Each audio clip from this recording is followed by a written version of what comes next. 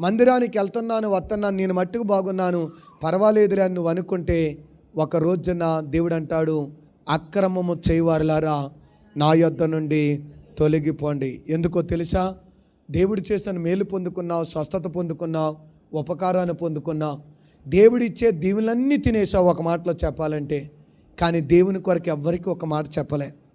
నువ్వు పొందుకున్న స్వస్థత గురించి చెప్పలే, నువ్వు పొందుకున్న మేలు గురించి చెప్పలే, ఇంతకాలం నిన్ను కాపాడిన దేవుని యొక్క గొప్పతనం గురించి కూడా ఎవరి దగ్గరికి వెళ్ళి చెప్పలే.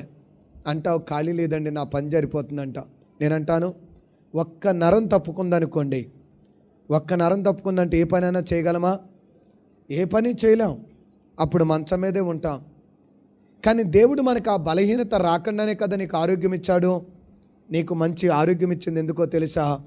ఫలించే ద్రాక్ష చెట్టులాగా, ఫలించేటువంటి అంజూరపు చెట్టులాగా నువ్వు ఉండాలి.